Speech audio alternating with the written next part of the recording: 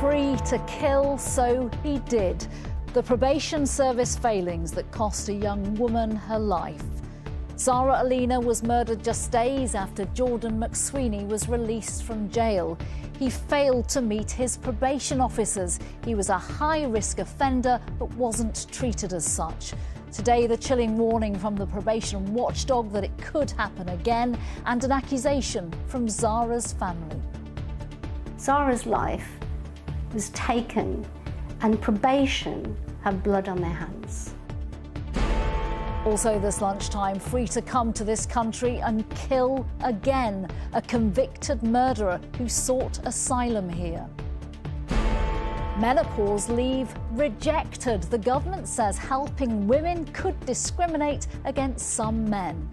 And what a victory! What a night!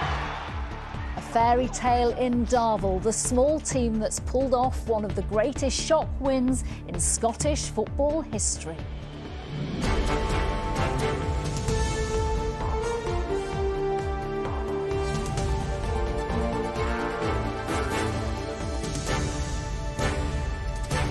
This is the ITV Lunchtime News with Nina Hossain. Good afternoon. How was a high-risk offender marked as a medium risk? Why was he not sent back to jail when he failed to meet his probation officers? Had it been different, the law graduate Zara Alina might be alive today. Instead, her family are learning more details about how the probation service made a series of mistakes, allowing her killer, Jordan McSweeney, to murder her just days after he came out of prison. Women's safety campaigners say a lack of funding is to blame, saying Zara's murder is a grave reminder of the price women pay for government policies. Her family said today probation have blood on their hands. With the details and more reaction, here's Danny Sinha. Zara Alina was a 35-year-old aspiring lawyer, independent and joyous according to her family, but she was stripped and subjected to the most horrific attack before being left for dead on the street. Her attacker was this man, Jordan McSweeney. You're under arrest for rape and murder of a female at Cranbrook Road, okay, on the 26th of June 2022 in the early hours of the morning. You do not Arrested the day after the attack in a caravan, 9 days after his release on licence from prison. He was described as a career criminal. He had 28 past convictions over a 17-year period, which included burglary, attacking members of the public whilst on bail, as well as a history of violence towards women. Our streets are not safe. Probation work has to be tight, has to be high quality, because the risks, the stake is high. The stake is lives. Zara's life was taken, and probation have blood on their hands. So how was this sexual predator allowed to roam the streets? The probation watchdog found a litany of failures. Jordan McSweeney should have been assessed as a high-risk offender, not medium. A probation officer didn't even have his address. He wasn't re-arrested when he failed to meet a probation officer whilst on licence. He should have been recalled on the 20th of June last year after he didn't turn up for a second appointment. Instead, it took them until the 24th of June to sign off the paperwork. 2 days later, Zara was killed. It is concerning that recommendations we've made in the past for similar cases haven't yet been acted upon, so I am concerned that the probation service isn't learning from reviews like this and from our local inspections, and it's vital that they move urgently to improve the way that they manage risks of harm. The report comes just a week after the watchdog found serious failures by probation officers in the case of Damien Bendel. What have you done? I've murdered 4 people. He murdered 3 children and his pregnant partner. Heavy workloads and staff shortages are putting strain on the probation service. But the fear is missed opportunities could happen again and rob other women of their lives. Danny Sinha, ITV News. To the latest on the investigation into who knew what and when about the Conservative Party chairman's tax affairs now. This lunchtime, Downing Street has said the investigation into Nadeem Zahawi should be carried out swiftly, but no date had been set for completion. Asked if the Prime Minister was confident that Mr Zahawi had always told the truth to him about his tax affairs, the spokesman said the investigation looks at any potential breaches of the ministerial code. Let's speak to our political correspondent, Romilly Weeks now. Romilly, what more can you tell us about this? Well, Nina, not exactly a ringing endorsement there. That was the Prime Minister's spokesperson failing to say that he had confidence in Mr Zahawi, which if I were him, I would be pretty worried about. Yesterday, the Prime Minister said that there are questions to answer about Mr Zahawi's tax affairs, which is why he's ordered this investigation. The question for the Prime Minister, though, is did he ask Mr Zahawi about this? Did he talk to Mr Zahawi about this before he appointed him? And if not, why not? The newspapers, after all, had started investigating all of this before Mr Zahawi was even made Chancellor. And then when he was Chancellor, he negotiated this multi-million-pound settlement with HMRC, which included the payment of a penalty. And it's that payment of a penalty which seems to have hardened the Prime Minister's stance.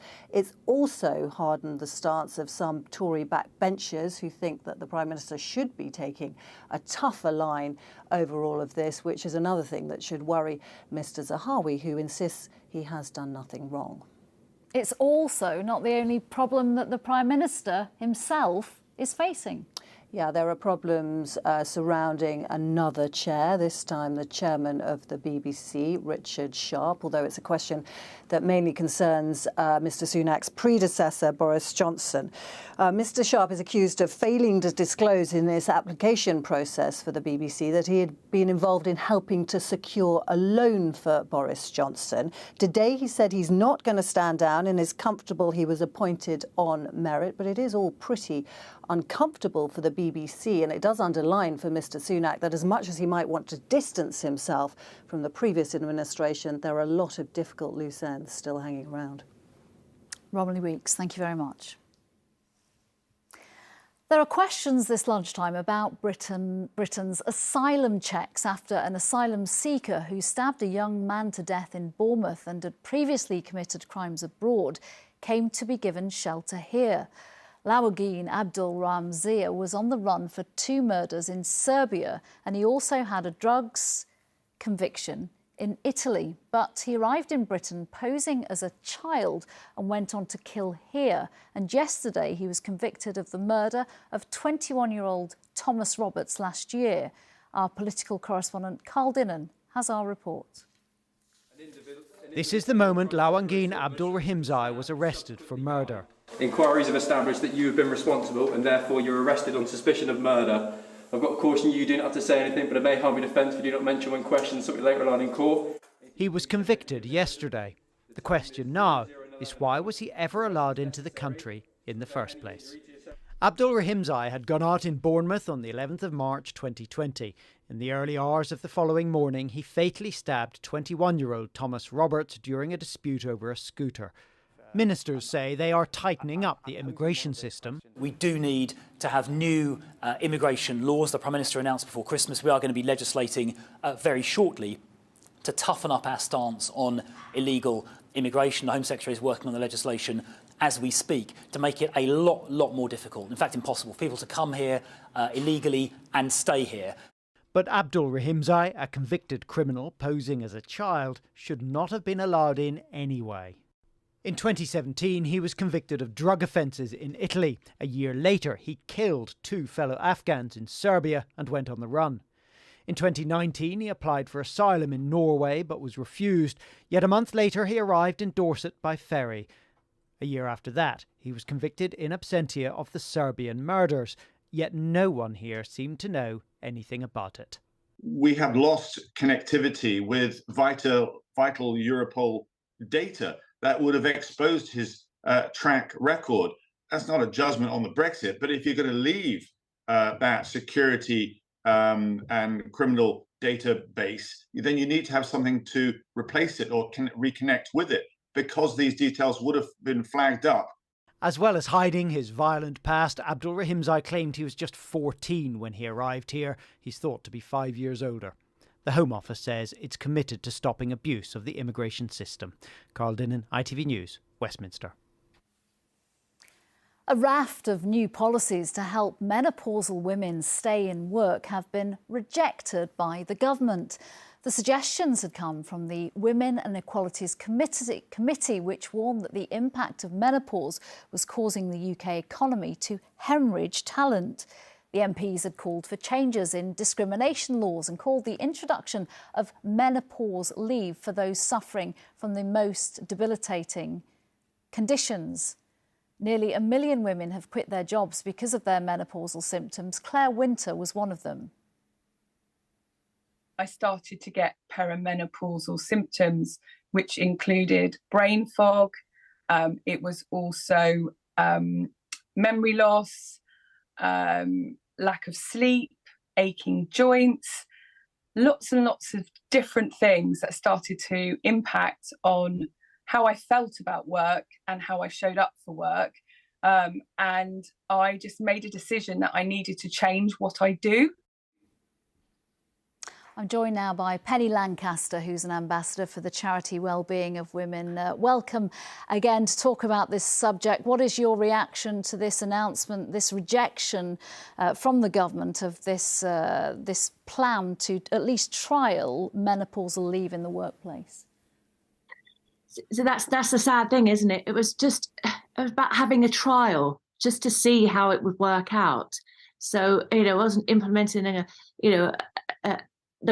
all companies have to follow these strict instructions and follow the new law. It was simply a trial that could have resulted in a lot of findings because, as you mentioned, I'm an ambassador for Well Women charity, and they are introducing a pledge to encourage workplaces to sign this pledge to help support women in the workplace.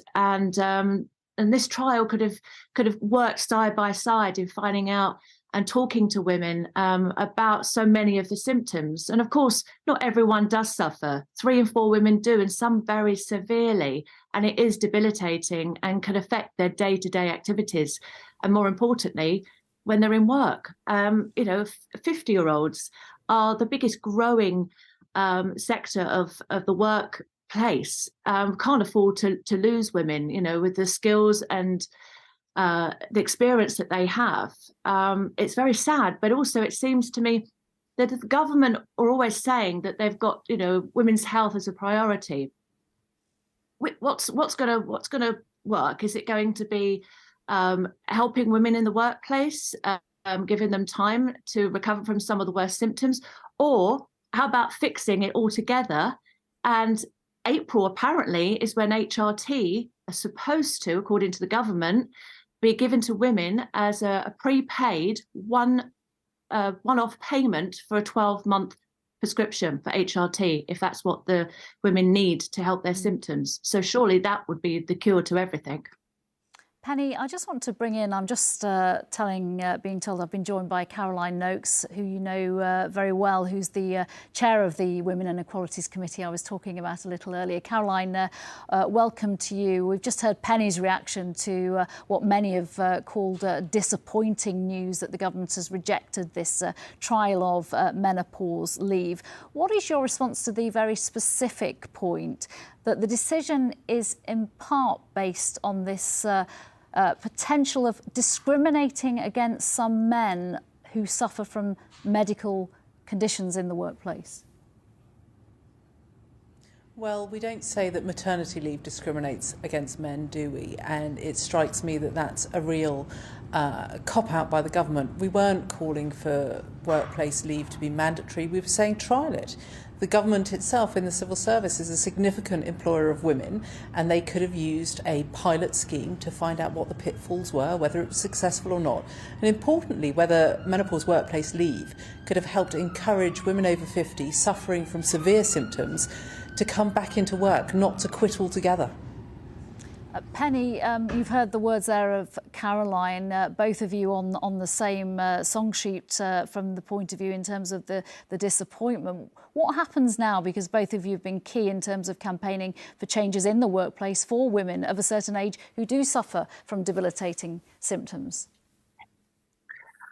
Well, I would say if this trial has been put on hold for now, then the important thing is to really raise that awareness in the workplace, sign the Wellbeing Workplace Pledge, all companies to get on board. I was witness to the Speaker of the House signing it, which was great news.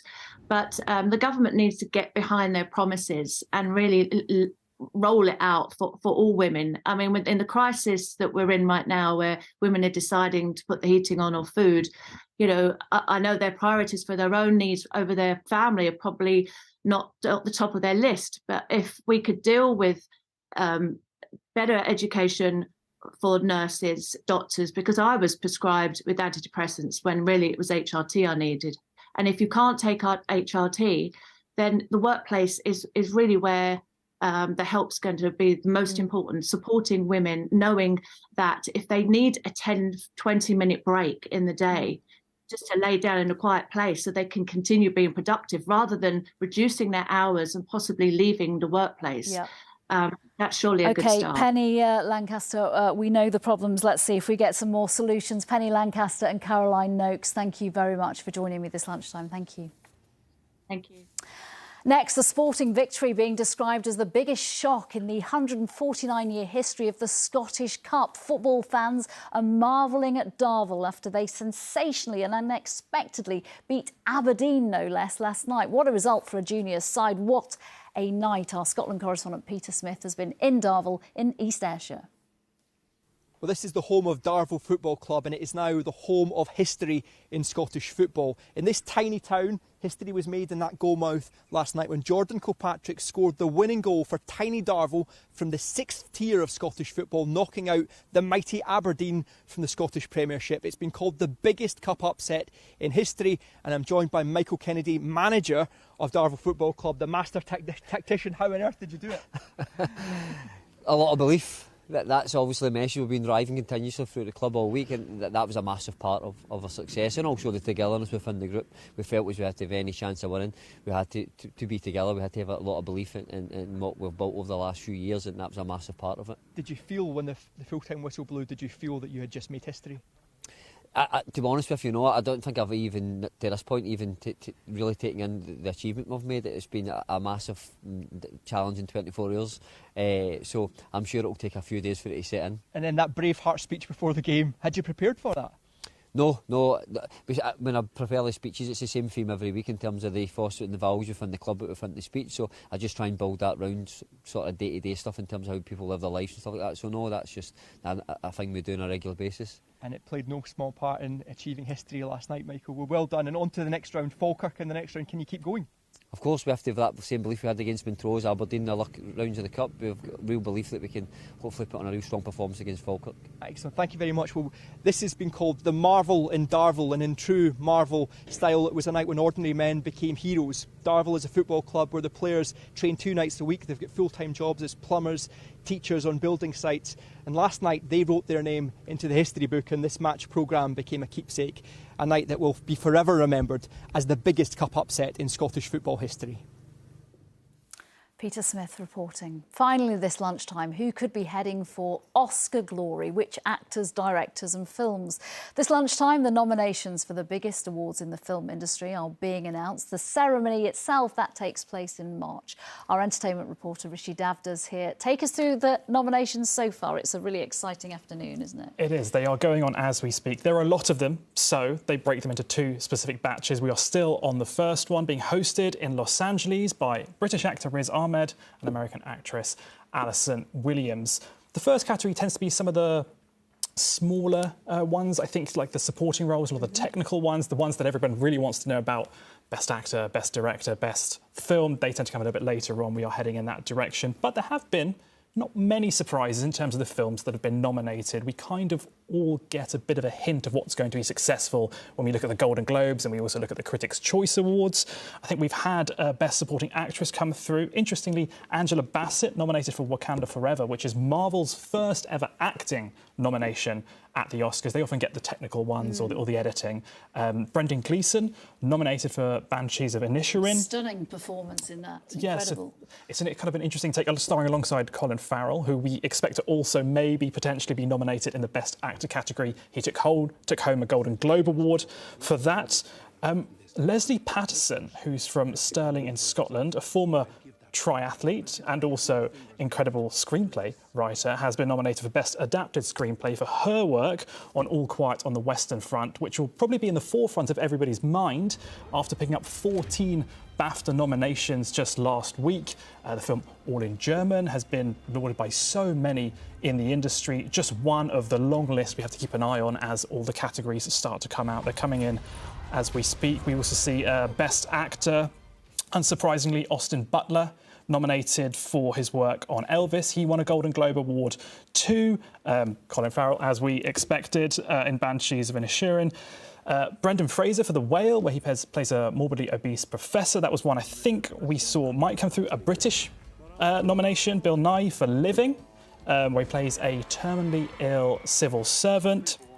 Best Actress, Cate Blanchett for Tar, where she takes on the role of a conductor, or rather an orchestrator conductor who's facing some tough times in life. She won a Golden Globe as well. So I think you often see that there is an indication of who's going to be successful at the Oscars. We've still got the BAFTAs to come in a few weeks' time. Also, the Screen Actors Guild Awards, but the Oscars are the one that everyone really wants to win. You've got about 15 seconds. Top tips for British talent that might get a nom later on today. We thought Olivia Colman might. I think it's looking unlikely. We thought Daniel Craig might for Best Supporting Actor as well in the Glass Onion sequel. That hasn't happened on this occasion, but still plenty more to come. Just in, Colin Farrell and Bill Nighy have received their first Best Actor Oscar nominations. Rishi, Devna, thank you very much. And you can watch those Oscar nominations as they come in live online. That's at itv.com/news. That's it. This lunchtime, Mary's here at 6:30 from me. Bye-bye.